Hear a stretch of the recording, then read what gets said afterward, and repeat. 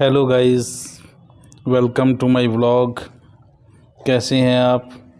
I hope सब बढ़िया होंगे, खुश होंगे, मस्त होंगे। तो हम भी गाइस ठीक ठाक हैं और खुश हैं। तो गाइस हमारा जो एक एपिसोड चल रहा था तो उसका आज नेक्स्ट एपिसोड है, पार्ट नंबर 15। तो गाइस कौन कहता है कि आर्मी के आँखों में आंसू नहीं आते? कौन कहता है कि आर्मी वाला कभी रोता नहीं है? तो वो भी इंसान, सबकी आंखों में आंसू आते हैं, सभी रोते हैं। तो आज जो ट्रेनिंग कर रहे थे तो उसका आज ट्रेनिंग का लास्ट दिन था, तो वो आपके साथ मैं कुछ शेयर करूँगा। तो सबसे पहले कुछ यादगारी पिक्स हैं जो मैं आपके साथ शेयर करना चाहता हूँ। तो ये यादगारी पिक्स है, आप देखें। तो hello friends, welcome to my vlog. आप सभी का वेलकम है। तो गाइज़ आज एक एपिसोड है जो चल रहा है हमारा, किसी की हिस्ट्री है वो। तो उनका नेटवर्क और निकोटिक एसिड है पार्ट नंबर 15। आज का जो पार्ट नंबर है गाइज़ 15 है। तो गाइज़ उस लड़के की ट्रेनिंग शुरू हो चुकी थी। वो रात को जंगल में ड्यूटी करते और सुबह ट्रेनिंग करते। ऐसे करते करते उसने दुनियादारी में रहना सीख लिया था। अपने मम्मी पापा से, अपनी फैमिली से दूर वो सीख गया था। तो वहाँ से उनकी जो ट्रेनिंग थी वो शुरू हो चुकी थी, और राइफ़ल की ट्रेनिंग, निशाना लगाना, तो वो तो मैं आपको पिछले एपिसोड में बता ही चुका हूँ। तो गाइज़ आज वो लास्ट दिन था। उनके सम्मानित करने के लिए मेजर ब्रिगेडियर चंद्र सिंह भान, जो रिटायर ब्रिगेडियर थे, उन्होंने आज उनको सम्मानित करने के लिए आना था। तो ये मैं फ़ोटो आपके साथ शेयर करता हूँ, एक सेकंड। ये फ़ोटो है, ये मेजर है चंद्र सिंह भान, और सॉरी ब्रिगेडियर। तो सुबह सभी जल्दी जल्दी उठे और नहाए जल्दी जल्दी। नहाने के बाद उन्होंने यूनिफॉर्म पहनी, अपने बैग जो भी किट थी उनकी उन्होंने वो पैक की, अपने कपड़े सभी पैक किए। और फिर पैक करने के बाद ग्राउंड में सुबह 9 बजे वो सभी हाज़िर हो गए। और वहाँ जाकर उन्होंने जो कली होती है ना, वाइट कलर की कली, उसकी लाइनें बनाई। लाइनिंग बनाने के बाद सभी जवान वहाँ पे इकट्ठे हो गए, और एक साथ इकट्ठे होने के बाद वहाँ पे सल्यूट की तैयारी की। किसी ने सल्यूट कैसे करते हैं, जहाँ जाकर वो कैसे बोलेंगे, और स्टेज पे उन्होंने काफ़ी रिहर्सल की। तो उन्होंने ट्रेनिंग की। तो सुबह 11 बजे ब्रिगेडियर अपनी गाड़ी में आए। उनके साथ 2 गाड़ियाँ गुजरात पुलिस की थी। तो क्लीन शेव की हुई थी उनकी, लेकिन मूछें रखी हुई थी, जो फ़ोटो में आपने देख ही लिया होगा।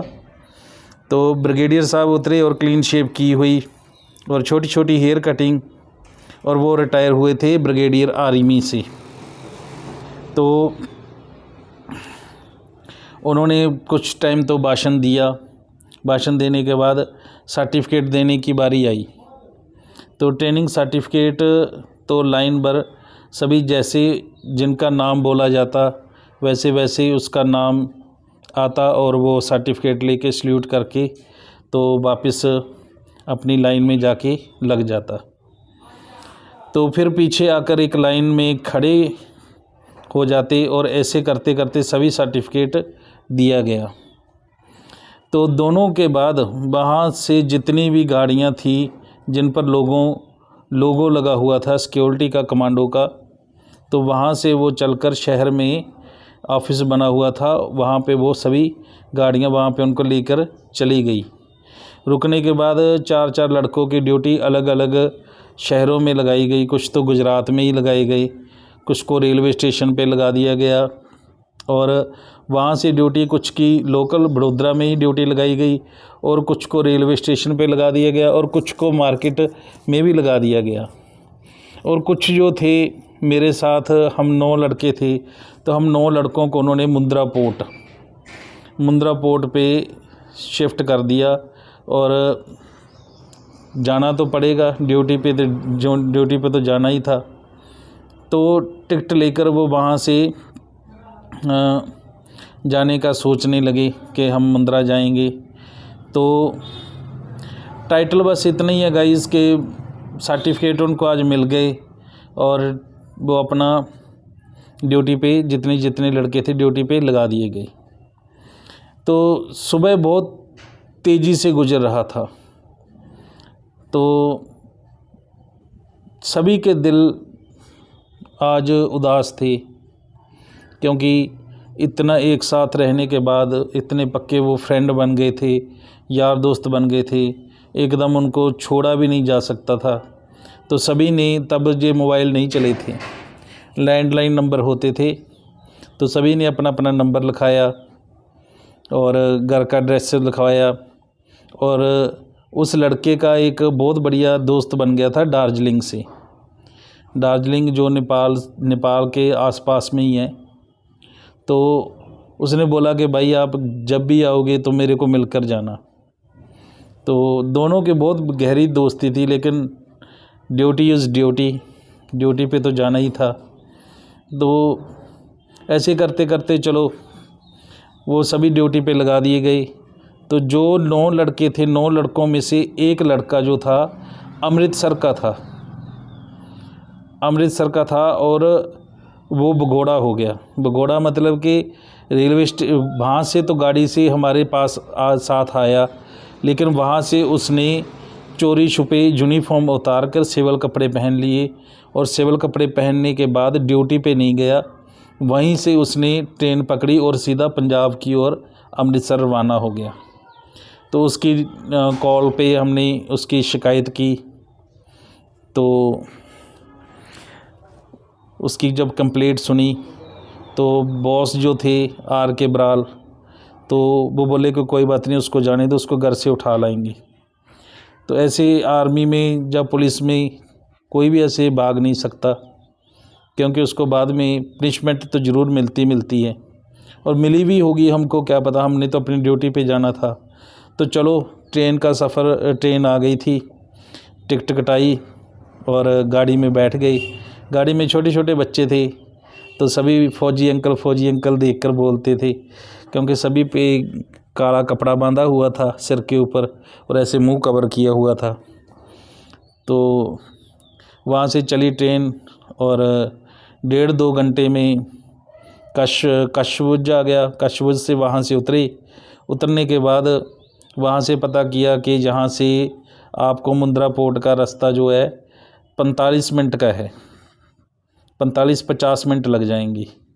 तो जाने को तो पैदल भी जा सकते थे, लेकिन सभी ट्रेनिंग के कारण थके हुए थे। तो वहाँ से एक खटरा था, खटरा बोले तो जैसे मोटर बाइक को पीछे 2 पहिए लगा लेते हैं, आगे एक होता है, तो खटरा चलता था और गाड़ियाँ भी चलती थी। तो जितने भी लड़के थे, जवान थे, वो बोले कि भाई हम तो खटरा से जाएंगे, गाड़ी से नहीं जाएंगे। तो सभी खटरे पे सवार हो गए। सवार होने के बाद मुंद्रा पोर्ट जहाँ पे ड्यूटी थी वहाँ पे हमको उतार दिया गया, और वहाँ पे बैरक बने हुए थे। दूर दूर तक जहाँ तक नज़र दौड़ाते थे वहाँ तक रेगिस्तान के टिब्बे ही टिब्बे थे, धूल मिट्टी थी, कोई भी शॉप नहीं थी। हाँ, जब जहाँ से जो उनका रूम मिला था वहाँ से लेके जहाँ तक ड्यूटी जाते थे वहाँ पे बीच में एक ढाबा बना हुआ था, जहाँ पे सभी रुकते थे, चाय भी पीते थे, खाना भी खाते थे। खाना तो हमको वैसे कंटीन से मिलता था वहाँ पे, लेकिन वहाँ जो खाना था सिर्फ 2 चपाती मिलती थी एक दिन में, सिर्फ 2 रोटी, वो भी हल्की सी पतली सी, ऐसे फूंक मारे तो चपाती उड़ जाए, इतनी हल्की सी रोटी मिलती थी। तो चलो कैसे ना कैसे करके उन्होंने वहाँ पे एडजस्ट किया। उनको एक रूम दिया गया और रूम के साथ ही उनके साथ अमृतसर के एक सरदार थे, जो उनके CM मतलब कि कमांडिंग ऑफिसर थे। तो उनका ही साथ में रूम दिया गया उनको। तो वहाँ पे वो सर को पहले उन्होंने सलूट किया और बोले कि सर सुबह ड्यूटी जाना है। तो वो बोले कि आप घबराओ नहीं, हम आपके साथ होंगे, गाड़ी से चलेंगे बढ़िया, तो आपको पूरा एयरपोर्ट दिखा के पूरा मुंद्रा पोर्ट दिखा के आएंगी। तो सुबह सभी जल्दी जल्दी से नहाए, नहाने के बाद वहाँ पे तैयार हो गए और ऑफिसर के साथ ड्यूटी पे जाने के लिए तैयार हो गए। तो गाइज आज के लिए इतना ही, वीडियो ज़्यादा लंबी हो जाएगी। तो कल के एपिसोड में हम बात करेंगे कि वहाँ पे मुंद्रा पोर्ट कैसा था। ठीक है गाइज, तो वीडियो को आपको अच्छी लगी तो प्लीज़ लाइक करें, कमेंट करें और शेयर करें, क्योंकि ये किसी की रियल हिस्ट्री है, इसमें 1% भी झूठ नहीं है। तो ठीक है गाइज, फिर मिलते हैं किसी नेक्स्ट व्लॉग में। तब तक के लिए बाय बाय, टाटा।